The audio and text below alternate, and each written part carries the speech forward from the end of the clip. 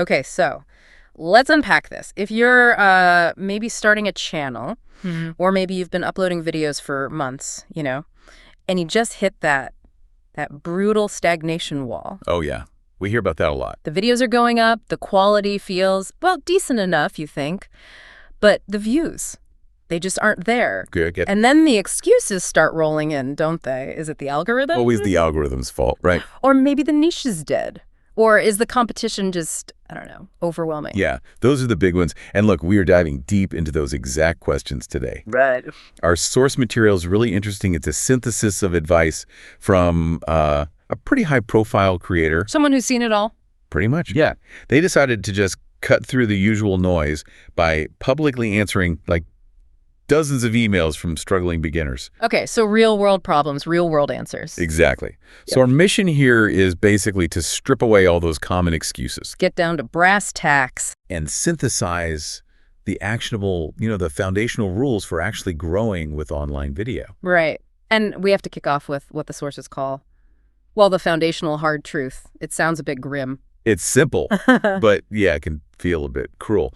But it's absolutely the essential starting point for any creator who's been plugging away for months and seeing low views. So what is it? If you're uploading consistently month after month and seeing basically zero traction, the sources say 99% of the time. The reason is just this. Your video is fundamentally not good enough. Ouch. Okay. That definitely cuts deep. It does. And it goes right against that, that human instinct to look outside and blame the platform or something else. Absolutely. Like, don't creators deserve some slack? Surely the algorithm does play some role, maybe favoring bigger channels, or the competition is fierce now? Well, that tendency, that need to blame external factors, the algorithm, trends, other creators, that's probably the single biggest barrier to actually growing. The biggest. Yeah. The truth is, the algorithm is just a delivery system. A very efficient one. If a video bombs, it's because that initial delivery failed. It didn't resonate. Meaning the content or the strategy or maybe the packaging, it just wasn't compelling enough. Exactly. It wasn't good enough from the get-go. So the first step to scaling up isn't some massive, complex strategy change. It's more like a brutal self-assessment, looking at the basics. Precisely. And here's the good news, right? Most stagnation isn't because someone completely lacks talent. Usually, it's just a lack of foundational optimization. Okay, that's hopeful. It is. A few key tweaks in the right places can lead to, honestly, very significant improvement, often almost immediately. All right, let's get into those foundational pillars then. We're talking about the, 3 essential steps, the ones that take a video from invisible to something the algorithm actually wants to push. That's the idea. Pillar 1. Packaging. Okay, so title and thumbnail. Your entire marketing department right there. Their job is absolute, singular. They must give the viewer a compelling, undeniable reason to click. It's not about just looking pretty then. Primarily, it's about clarity, pure, simple clarity. So the key check for you, the creator, is can you explain the value? Yeah. Just by looking at your own title and thumbnail, can you instantly say what the viewer gets, what curiosity it satisfies? And if you can't answer that, snap. You've missed the mark right there.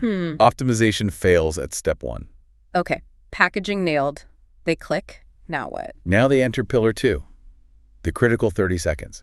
The moment they click, they have an expectation, right? Set by that title and thumbnail. You have literally just those first few seconds, maybe 30 max, to confirm or satisfy that expectation. You cannot afford a single wasted moment. So that first half minute has to be rapid validation. Totally. You're basically sending a signal, yep, this is what you slicked for, this is what you wanted, before that digital impatience kicks in. Exactly. Because if you spend, say, 15 seconds introducing yourself, talking about your channel, you've lost them already. Almost certainly. Gone. Clicked away. Wow. Okay, so 30 seconds is tight, but you're saying we can refine that even more. We can. Into pillar 3, the first 2 seconds. 2 seconds. Seriously. Even within that tight 30-second window, the very first sentence you utter and the immediate visual they see, that needs ruthless optimization. Okay, give me an example. How does that look in practice? Well, our source creator talks about their own videos. They skip all the pleasantries. Hey guys, welcome back. Straight into it. Straight in. They often start by stating a core viewpoint, sometimes something a bit provocative, and then immediately, bang, dive into answering the first key question of the video. Establishing momentum before the viewer can even think about leaving. That's the goal.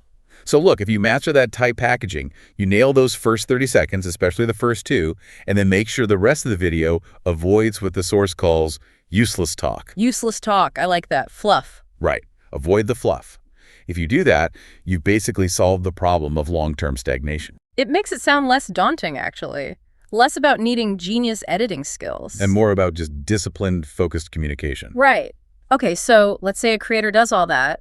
They nail the packaging, cut the fluff, but still low growth. What's the next thought? Ah, yes. The inevitable question. Is my niche even viable? The great niche myth. Exactly. And what's really fascinating is how the sources tackle this. They flat out say that asking about niche potential is a very misleading false proposition. Wow, okay. Strong words. How do they back that up? With a brilliant analogy, actually. The Baozi shop analogy. The steamed bun analogy. Okay, I'm intrigued. How does that work? Well, think about it.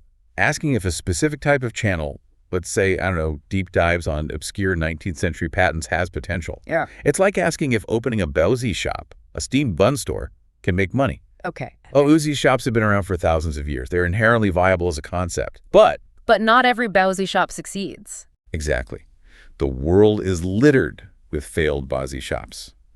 Viability of the concept is proven, but success isn't guaranteed. So success isn't about picking a hot topic or a hot niche. Not at all. It's about two things. Suitability, are you the right person for this? And differentiation, what unique flavor, what special twist are you bringing to that Baozi? Suitability and differentiation. Got it. And if you doubt that, if you think market demand is everything, the source gives this amazing example. Let's hear it. An elevator enthusiast channel. Yeah. Someone just really passionate about elevators. Okay. Niche? Extremely niche. And somehow it has 140,000 subscribers. Wow. Okay, clearly that's not because millions are desperately searching for elevator news. Absolutely not. It's driven by that creator's genuine passion, their unique perspective, their suitability and differentiation. It's kind of counterintuitive then, isn't it? The sources seem to argue that really specialized, smaller niches, they might actually give you a better shot at initial success. Often, yes. Because your positioning, what makes you different, it's just inherently clearer. You're not trying to be just another voice in a massive crowded space like, say, general gaming. Right, you stand out more easily. Exactly. Yeah. And this ties directly into the language question. Ah, yeah, the English versus other languages debate. A lot of creators assume English channels are just inherently easier to grow and monetize because the audience is bigger. That seems logical on the surface, doesn't it? Global reach and all that. Yeah. But the sources clarify something crucial. Audience size mostly just determines the upper limit, the ceiling of your channel. The absolute maximum potential. Right. So, like, achieving the kind of scale where you get billions of views, like a Mr. Beast. Okay. Yeah, that's obviously much harder if your main audience isn't English speaking. Okay. But here's the kicker. For 99%, maybe even 99.9% of creators, that absolute upper limit, it's completely irrelevant. Irrelevant. How so? Explain that. Let's use the milk tea analogy the source mentioned. Perfect. Okay. Imagine one market's theoretical maximum sales for milk tea is, say, 1,000 cups a day. Big market. And another market's maximum is maybe only 500 cups a day. Yeah. Smaller. Got it. But you, as a creator, maybe you only need like 100 sustainable sales, loyal viewers, decent income to thrive, to have a successful channel. Okay, 100 is your goal. So does it matter if the absolute ceiling is 1,000 or 500? No.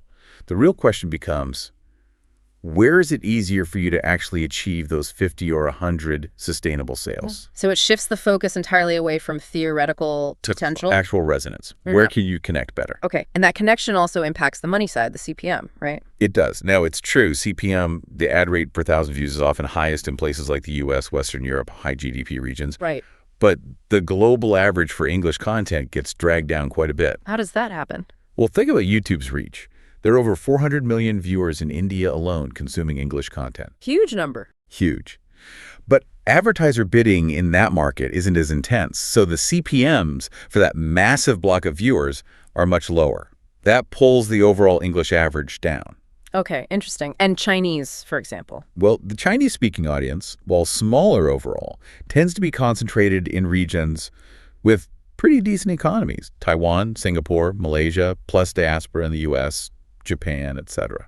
So the floor doesn't drop as low. Exactly. The CPM floor tends to stay reasonably solid. So the advice isn't just go where the most speakers are. No, it's choose the language where you can build the deepest cultural connection, the most resonance. Find your people. Find your people. And if you happen to bridge languages or cultures, use your original background. That's your unique advantage, your special nature, as the source puts it. The thing no one else can copy. Precisely. Okay, shifting gears a bit. Core strategy, metrics, the stuff the algorithm cares about. When we look at data, what's king? Is it completion rate, getting people to watch 100%? Or is it overall watch time? Oh, the sources are absolutely crystal clear on this, unequivocal. Yeah. Watch time. It's the most core data for YouTube, full stop. Really? More important than finishing the video? Way more important. The algorithm prioritizes creators who maximize the total time people spend watching videos on the platform. Bruh. Why?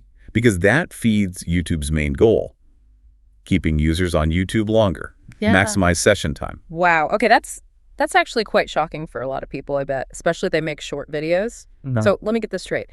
If a short video gets a perfect 100% completion rate, but a much longer video only gets, say, 10% completion, the longer one is favored. If the total watch time generated by that 10% on the long video is greater than the total watch time from 100% on the short one, the longer video wins algorithmically. Because the sheer volume of time watched is higher. Exactly.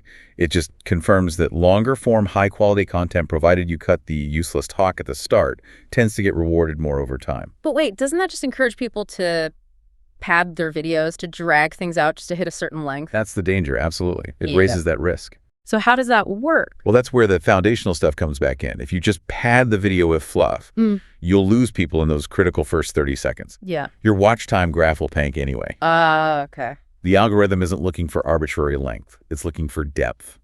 It rewards content on topics complex or engaging enough to genuinely hold attention for longer. Depth, not just duration.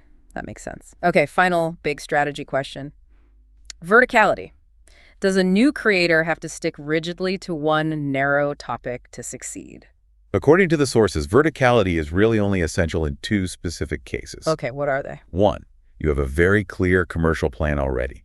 You know exactly what product or service you're eventually going to sell or how you'll monetize directly off that topic. Makes sense. And two? Two, you have a very, very defined personal hobby or deep interest that naturally keeps you focused anyway, like our elevator enthusiasts. Right. But otherwise? Otherwise, especially for new channels, experimentation is key. Explore different things. And even if you never really settle on one narrow vertical, that's okay. It's more than okay. It's actually how you build something completely competition-proof. How so? Because you become the niche. Think about some of the really big influencers today, like Asmongold or Penguin Zero were mentioned. Yeah. Do they stick to just one game or one topic? No way. They talk about whatever they find genuinely interesting at that moment. And people watch because? Because they're loyal to the person. Yeah. To their opinions, their style, their perspective. The subject matter becomes secondary. And you are the niche. Competition becomes impossible. Because, as the source puts it so beautifully, no one is better at being you. That's powerful. That's the ultimate unique selling proposition. Absolutely. It's the ultimate moat. Okay, one last comparison. Long form versus short form content. Which path should creators choose? Well, the sources suggest the choice really just boils down to your working style, your personality. What are the trade-offs then? Short-form content, like TikToks or Shorts, it's highly, highly reliant on luck. Yeah. You need massive, continuous output. Yeah. Just keep throwing darts. But if luck does strike, if something goes viral, the potential for sudden explosive breakthroughs, like unprecedented wealth, as they say, is there. High risk, high reward potential. And long form. Long form is less about luck, much more about stability. It relies on the creator's research, their depth of thought, their ability to build a connection. So slower burn, maybe. Probably. The traffic might be slower, less explosive than one viral short. But the traffic value is usually much higher, meaning it leads to more stable, long-term influence online, more reliable income streams. It's really a choice. Do you prefer rapid, agile, maybe luck-based experimentation? Or deep research and building lasting relationships? Fascinating. So this whole deep dive, drawing on this creator's advice, it really feels like a strong pushback against those generic, often expensive how to succeed online courses, doesn't it? Oh, absolutely. It is. The creator specifically voices skepticism about those kinds of master courses. Because they often just sell the illusion of learning. They give generic advice. But the truth is, Success paths online are incredibly personalized. Like what works for one person. Could be poison for someone else. One person's medicine is another's poison, as the saying goes. So if we strip away all the guru promises, the excuses about algorithms, the noise about niches, what's the simplest, most universal formula for success that comes out of all this? It boils down to something remarkably simple, really. 3 connected steps. Okay. Spend time researching yourself, your passions, your style, your unique perspective. Spend time researching successful people. What are they doing right, structurally? And then, the crucial part, connect the 2. Find the overlap between you and what works. Exactly. That connection, your unique overlap and how you execute it, that's the fundamental engine of differentiation and ultimately success. Right. We've established that your unique perspective, you, are the only competition-proof niche, even if your passion seems incredibly mundane to others, like elevators. So maybe a final thought for you, the listener, to mull over. Yeah. How could you take that thing you're genuinely passionate about? Maybe something niche, maybe something others find boring, that thing only you seem to care about so deeply, and turn your unique opinion, your take on it, into compelling long-form content. Content that thrives not on trends, but purely on watch time and the depth you bring. That's the challenge. Stop looking outside for the hot niche. And start looking inward for your unique breakthrough.